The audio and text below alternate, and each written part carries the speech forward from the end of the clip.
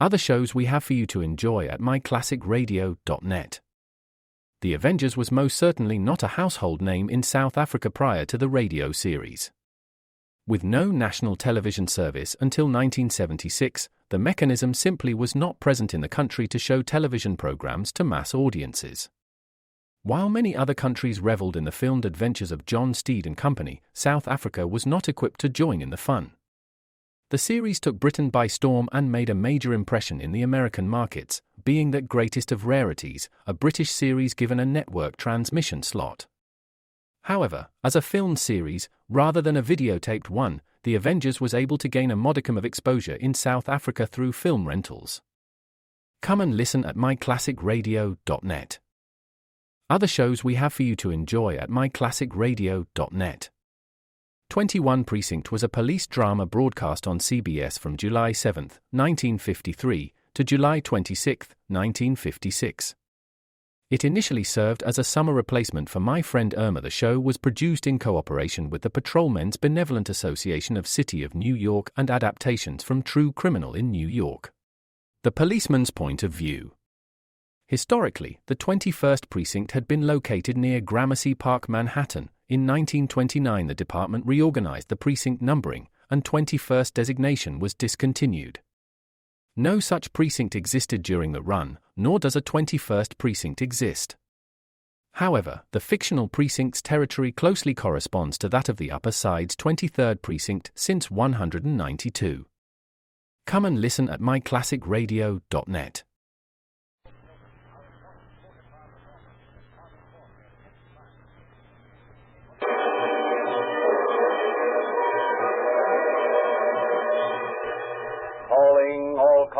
The copyrighted program created by the Rio Grande Oil Company. Los Angeles Police calling all cars, attention all cars, broadcast 157. Be on the lookout for a car bearing two boys. Number 1, blonde, heavy set, has a pug nose. Number 2, swarthy complexion, lighter build. These boys are armed and thought to be holding up gas stations. That's all. Rosenquist.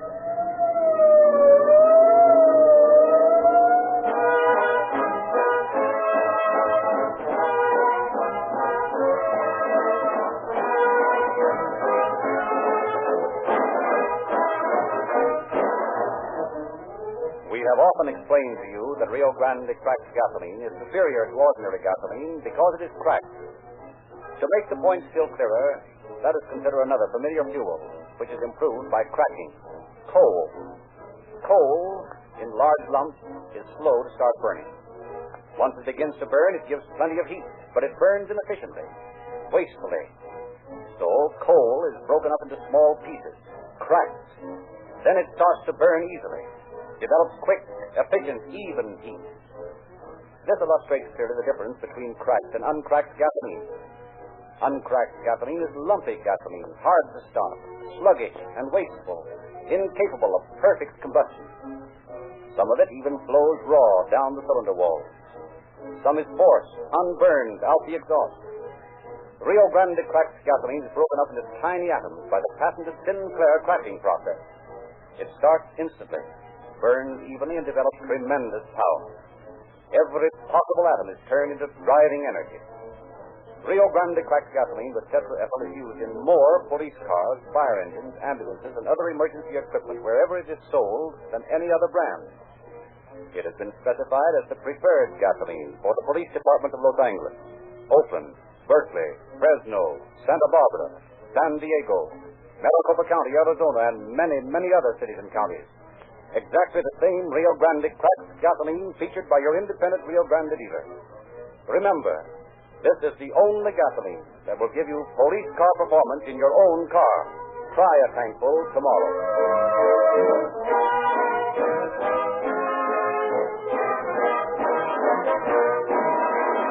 And now we present Chief James E. Davis of the Los Angeles Police Department. Chief Davis. Good evening, friends. When you read a story about a kidnapper, you usually think of the hardened man as the perpetrator. But if you could look through the files in our record bureau and see the number of kidnappings, robberies, and murders that are committed by boys still in teens, it would undoubtedly give you quite a shock. Yet it is a fact that the majority of cases, like the one you will hear tonight, are done by juveniles, boys who have turned to a crime career rather than face the responsibilities of an honest one. It is a terrible thing to have to sentence a boy, hardly started in life, to a long-time penitentiary term. But there is no other way out. If we let them off easily, give them another chance, the result would be obvious. They would think they could get away with the same thing again and return to their original career of crime. Our only chance to help these embryonic criminals is to show them in the beginning that crime does not pay.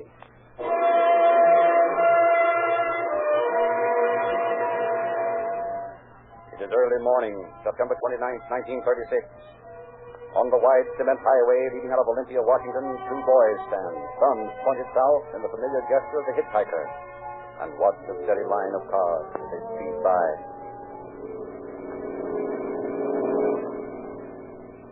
So far, so bad. These guys don't seem to even notice it. Don't worry. Sooner or later, someone will stop. They're bound to. Sure, I know it. Only I still say, so far, so bad. Yeah. Hey, watch it, Hank. Here comes a car with only one guy in it. See if you can look pretty for him. Nuts. You didn't look so good, I guess. Did you ever stop to think that maybe it was you that didn't look so good? That face of yours would scare anything away. Yeah. I notice it ain't scared you away yet. Hold it. Here comes another jalopy. Keep waving that car. I am. Hey, stop it. And there's only one guy in it. Come on.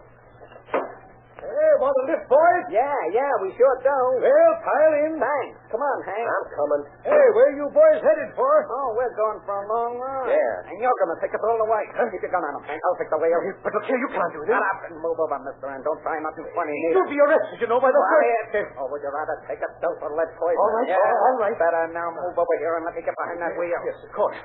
Come on, you clumsy lug. Okay. Now, we're taking a swell tour of the country, mister, and so long as you keep that mouth buttoned, you won't get hurt. I don't think. But open it and you'll be sorry. Watch him, Hank, we're off.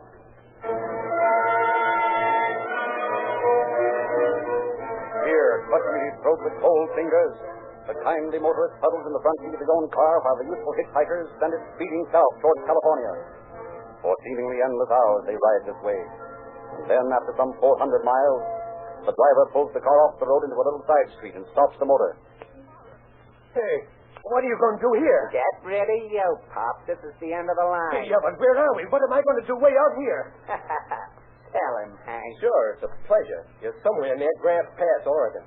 After we get through tying you to that tree over there, it really don't matter much what you do. The main thing is we know you won't get to a telephone for some time. Very well done, Hank. Now, come on, mister, and make it fast. Say, you know, this is an awful thing to do to a person, boys. I might die out here, and nobody'd be the wiser for it. Now, think of having that on your soul for the rest of your life. Save it, Pop. You won't die. And if you do, so what? Give me that rope, Hank. Here. Yeah, now, sit down here by this tree. Yeah, but you heard him. Sit down. Here you are, Hank. Take this end of the rope and fasten it there. Don't do that, boys. Tie it tight. Yeah. Please. Yeah, that's it. That's the idea. Now, Hank, pass it around to me. There. Please don't. So, there we are. All fixed. Just as cozy as can be. Now, mister, we're leaving. If you get too cold during the night, ring for the butler. I'm sure he'll be glad to get you anything you might want. Come on, Hank, let's blow.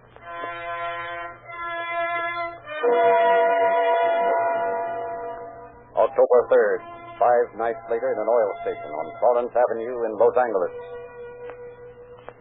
Evening, gents. Little gas? Yeah. But check the oil first, will you? Sure thing. Hey, where can I get a drink of water? Right inside the door there. Help yourself. Thanks. And, say, you might clean the windshield while you're at it. Sure thing. You want a drink too, Hank? Yeah, I think I do. Come on. All right, Hank. Do your stuff. Okay, he's cleaning the inside of the windshield now. It'll be easy. Get in that car. Come on, fast. Okay, I will. Get in there. All set, Bill. Hurry up. No, all right. Take it easy.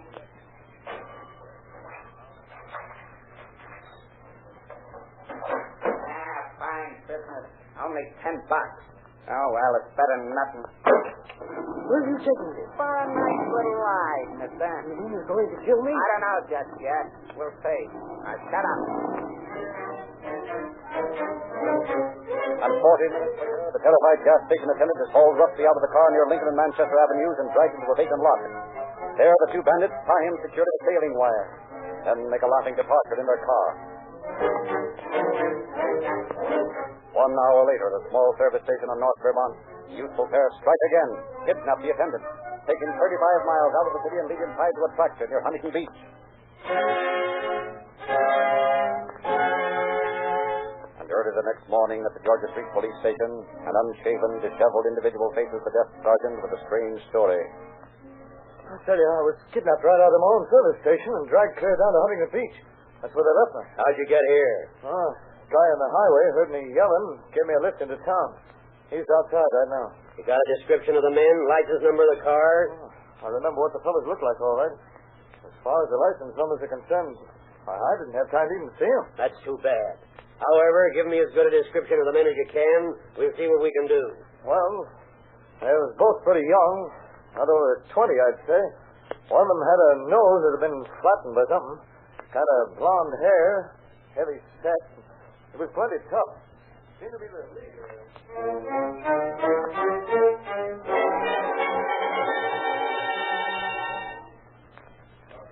Long hair, heavy set.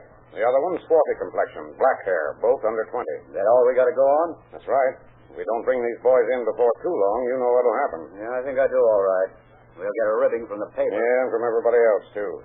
Sometimes I wish I'd been born a crooner or something instead of a policeman. Well, it's too late now to do anything about it. Huh? Yeah, you're being a crooner, I mean.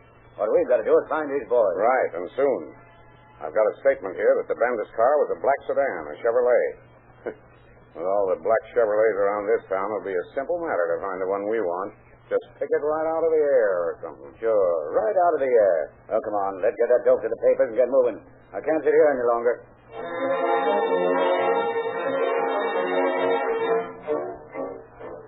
So the first moves are made to apprehend the two youthful desperados. Word is flashed by teletype to all local substations to be on the lookout for the black sedan answering the meager description supplied by the victim. A description of the two boys is given to every cruising police car in Los Angeles. But the rest of that day and night goes by and no word is received. No reports of gas station robberies come into headquarters. The bandit car and its occupants seem to have disappeared into thin air. 7 p.m., October 5th, on Main Street in Los Angeles. Come on, Hank. This car will do. Okay.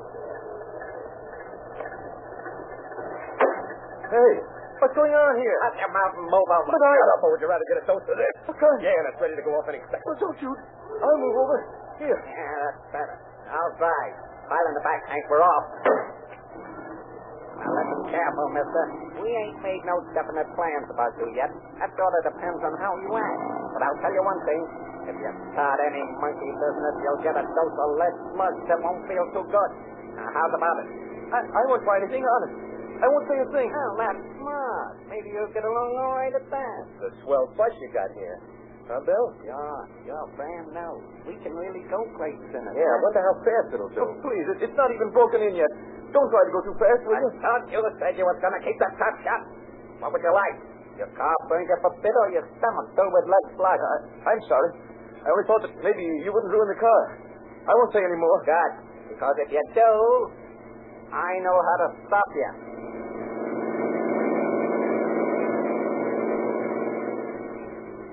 Now, listen, mister. This is one time when it's up to you what happens. When we drive into this gas station here, keep real quiet. Or else. You understand? Yes, I understand. Okay. See that you remember it. Get organized, Hank. We're going in here. Oh, set, Bill. Evening. Fill her up? Yeah. Yourself. Get in here and make it fast. Very Bill. Now, come on in back here. Okay, only keep that gun on. Go ahead, Bill. I'll keep our friends busy cleaning the windows till you get back. Okay.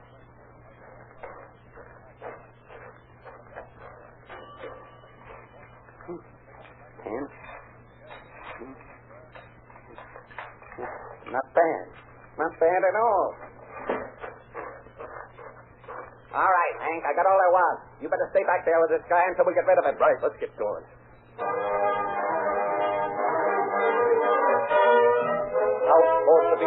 remaining bandits drive their captives along the leader, out through the crowded Beverly Hills section, through heavy traffic, then to Westwood. Finally, on the side road, they drag the gas station attendant out of the car and tie him to a ladder lying in a vacant lot. Then the three occupants of the car continue their wild flight. At breakneck speed, the pug-nosed individual hurls the car over the road, out of Los Angeles to Bakersfield, where they stop long enough to rob another gas station and kidnap the owner and his wife. Then back on the highway again, and north to Fresno. In Fresno, they stop at a gas station to give up the plan at the last minute, continued on to Modesto, where suddenly, in a lonely, uninhabited section, the driver pulls the car to an abrupt stop. All right, you two get out here. You're not going to leave us here with my wife only out of the hospital 3 days. I'm going to leave you here, and if you make another crack, I'll leave you laying flat. How about me? You want me to stay here, too? There you go, getting curious again. Now, you stay with us. I got other plans for you. Come on, Hank. Help me tie these two up. Okay, Bill, I'm right with you. You realize that this might kill my wife, don't you? I ain't interested in what this might or might not do. You're lucky to get off this easy if you only had sense enough to know it. The girl's all tied up, Bill. God, so's this guy. Now let's get moving. I hope they catch you two devils. Then I hope they get a chance to get my hands on you before they hang you. If I thought there was any chance of that, I'd fill you so full of slugs right now that you wouldn't be able to even talk. But don't worry, he ain't gonna catch us, because we got it all figured out. He ain't got a chance in the world. All right, talk where you can, but they'll get you. Hogwash. Come on, Hank. This guy's beginning to bore me.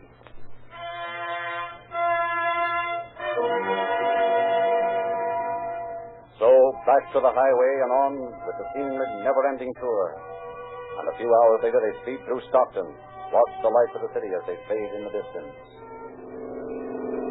Where to now, Bill? I think it's about time we get rid of this guy.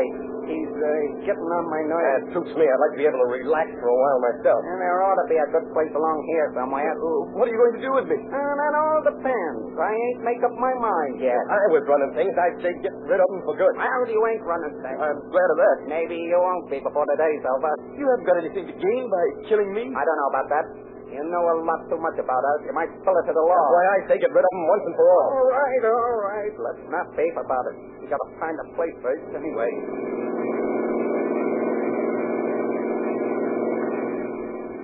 Here's a swell spot. Just a place. Here we are. Pile out. Okay. You know, I can't quite figure it out. It don't seem good to let you loose now, but I don't want no mess on my hands. You mean a mess on your hands? I thought you said we'd never get caught. He won't.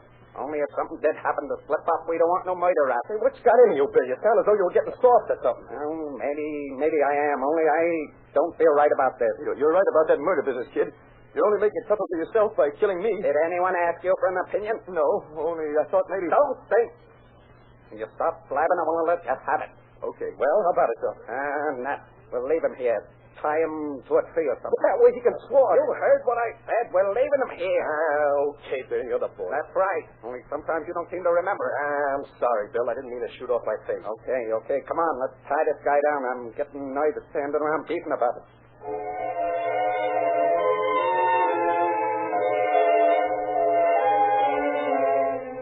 So, Kenneth Milster, the unfortunate companion of the two bandits, finds himself tied to a tree miles from anywhere, but with his life still intact. 4 hours after the bandits have left, he squirms and twists, frantically tries to undo the wire that holds him prisoner. And at last, he manages to free himself. Running to the road, he hails an early morning milk truck and gets a ride to Stockton, where he gives an account of the long vigil to Chief of Police F.H. Frederick. And in turn, with the license numbers of Milster's car in his possession, Chief Frederick teletypes the Los Angeles authorities. Los Angeles Police, attention robbery detail. Have here in Stockton one Kenneth Milster, kidnapped with his car from York City October 5th by 2 armed bandits. Released this day near hereby same. Took car with them. Description as follows. Pontiac sedan 1935. License number 9X6592. 2 men. 1, blonde, pug-nosed, heavy set. Believed to be about 20 years of age. Number 2, light build, dark complexion, dark hair, both armed. Request your office send statewide bulletins asking assistance. Frederick, Chief of Police, Stockton, California. And in response, the Los Angeles authorities reply, Stockton Police, attention Chief Fredericks. Sending statewide bulletin to all points immediately. Please hold Milster for us until we come for him. These two men thought to be same as two men wanted here for gas station burglaries and kidnapping. Seeger, Los Angeles Police.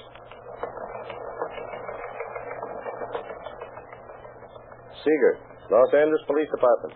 Pontiac sedan, license number 9X6592, recovered here. Occupants missing. Holding Milster per your request. Frederick, Stockton Police.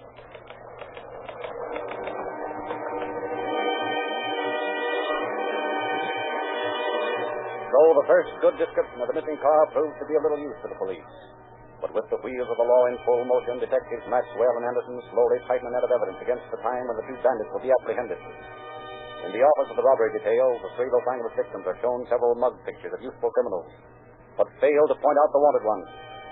Then, at 11 o'clock that night, October 7th, a message flashes across the teletype network to the Los Angeles police. Los Angeles Police Department. Regarding your bulletin, regarding wanted men. First man of this city kidnapped here, 9:30 p.m. by three armed men. Forced to drive them to outskirts of town. Thrown out of car. All wore dark suits. Gray hats. Description of car as follows. Auburn, 1932 Brougham. Brown body. Handcloth top. License number 9F4000. Headed south on Highway 99. Sheriff C.M. Hogan, Modesto Sheriff's Office. Highway 99. Well, that means we can expect them back here in Los Angeles, if they don't change their minds. Right, and we'd better get word to all the boys to be on the lookout for that car. Our best chance is to get them before they have a chance to change cars again. Come on, let's get this on the broadcast.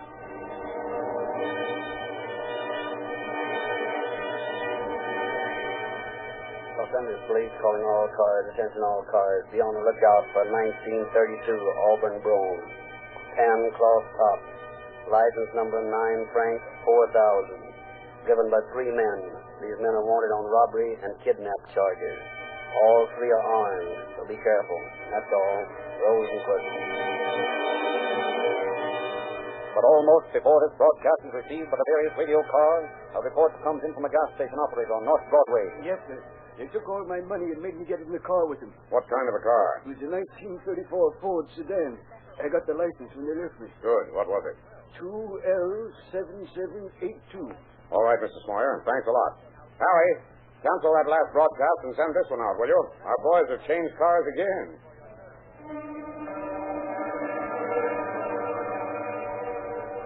And early that same morning, Chief Detective Joe Taylor calls Captain Seeger into his office.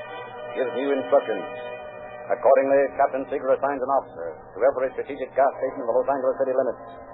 Then turns the office over to Acting Captain E.J. Rivas. And in a radio car down in the Main Street, Deer Joint District, Lieutenant Anderson sits with one of his undercover men, waiting the return of his partner in Milster, when the radio suddenly comes to life. Calling car 15314. Attention Maxwell and Anderson. Call your station at once. Car 15314. Call your station at once. Rosenquist. Listen, Ed, I've got a call in, and I don't know where Maxwell and Milster are. You beat it into every joint in this block until you find them. Tell them to be on the corner of 3rd and Main in 15 minutes. I'll meet them there, okay? Okay. Thanks, and don't let me down. This might be important. A hasty call informs Anderson that there's an important bit of information waiting for him at the robbery squad office. So after seeing up his companion, he proceeds there at once. Here you are, Lieutenant. Teletype from Stockton that just came in for you. Thanks. Two original men, members of gang you're looking for, thought to be William S. Parker and Harold Lacey, both deserters from San Diego Naval Training Station. Parker's home, this city. Lacey from Fresno. Parker served term in Whittier Reform School, believed to have girlfriend living in Los Angeles. Her name, Mary Jennings. Address 2135 West Kingston Road. Fredericks, Stockton Police. So that's the attraction in Southern California, that girl. Think we ought to go out there now? No, first I want to go out to Whittier and see if we can't get a picture of Parker. Come on, Mr. Milster. I'm afraid I'll have to ask you to take another ride with us. I need your identification. That's perfectly all right with me. I don't mind riding around with you fellas, just as long as I don't have to go with those bandits anymore. And at the Whittier Reform School, Milster points to the picture of Parker and positively identifies him as the pug-nosed leader of the gang. With this in their possession, Maxwell and Anderson head back to Los Angeles. Stop at the office long enough to report their actions, and there Pat Shepard, veteran newspaper reporter, insists on joining them. His newspaperman's intuition hunting a good story.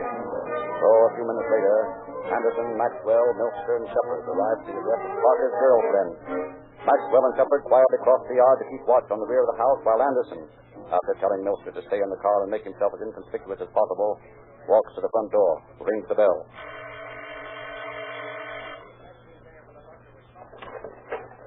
Yes? I'm looking for a Mary Jennings. She live here? Yes, I'm her father. Yeah, what was it about? Well, I understand she has a friend named Parker. Bill Parker, is that right? Yes, that's correct. He was here tonight. He was? Mr. Jennings, may I come in for an instant? This is vitally important. I'm Lieutenant Anderson. Here are my credentials. An officer? Oh, yes. Come in, right in here. Thank you. We can talk in here, I think. What's this all about? Mr. Jennings, I am sorry to have to be so blunt about it, but this friend of your daughter's, this Parker, is wanted up and down the line for robbery and kidnapping. What? That's the truth. He's a desperate man. Obviously, you can see the reason for my visit. Yes, of course. Bill Parker, a robber, a kidnapper. Well, that seems impossible. You know where Parker is, Mr. Jennings? Well, I can try to show you. If you wait till I dress. Of course. And I needn't tell you, I suppose, that time is very important. Well, I'll hurry just as fast as I can. Won't be a minute. If you'll excuse me. I'll wait on the front porch. You join me there as soon as you're ready. No, I understand. I'll only be a moment. Bill, there's someone sitting in the car in the garage back there. Hadn't I heard him talking? You sure? Positive. Okay, come on. Might be Parker. You and Pop cover me. I'll see who it is. Okay.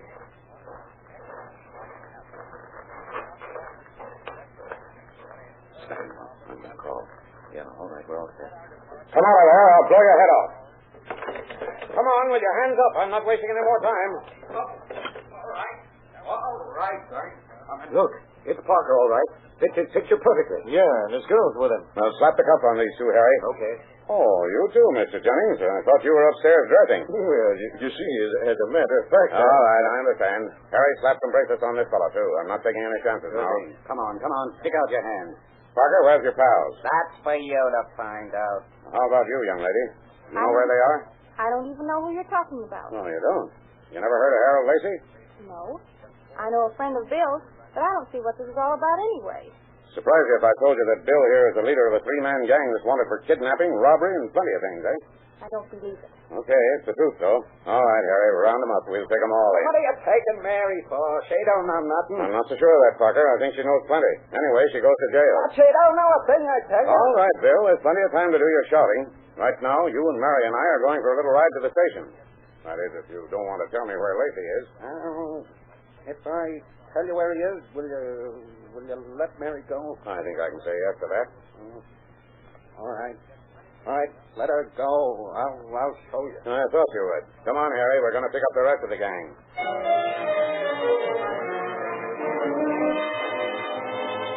And a few minutes later, at a small rooming house on East 5th Street, Maxwell, Anderson, and Shepard stand before a door, from under which streams a crack of light. If the door's locked, we bust in. If it's open, walk in. All set? Okay. Yeah. And here goes. Hey, what the devil? Put him up, Lacey. Hi. Nab that fellow on the bed, Harry. Hey, what is this? I won't put up nothing for no one. All right, then I'll put him up here. What are you doing? Hands up in your hands for the What's right for the chair? This woman sounds like a light, Bill. Well, put the cuffs on him, Harry. We got him, and we're going to keep him. Hey, how'd your boys know we was here? Well, I'll tell you, son. It's just another case of a woman being the cause of everything. Yes, sir. We got the woman, and now we've got you. Think it over.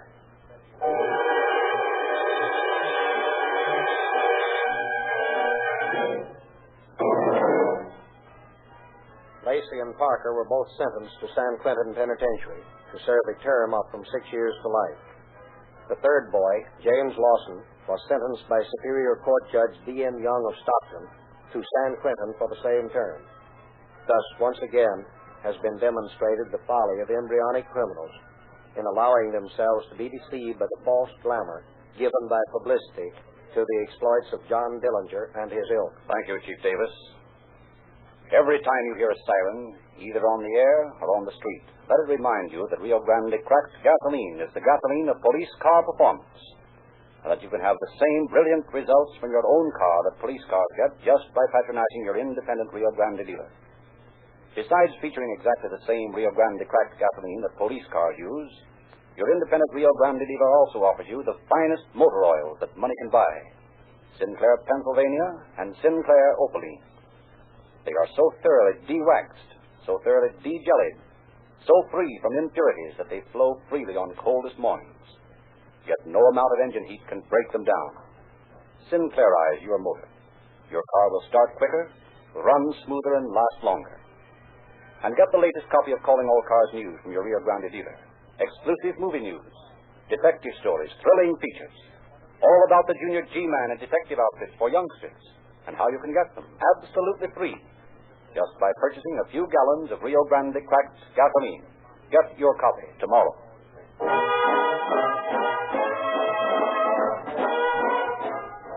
This is your narrator, Frederick Lindsley, bidding you good night for the Rio Grande Oil Company.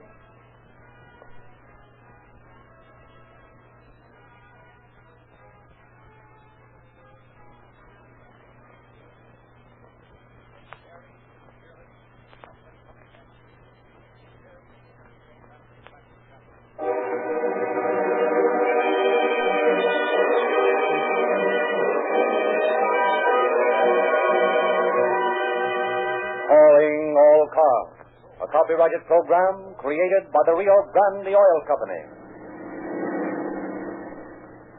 Oakland police calling all cars, attention all cars, investigate a fire.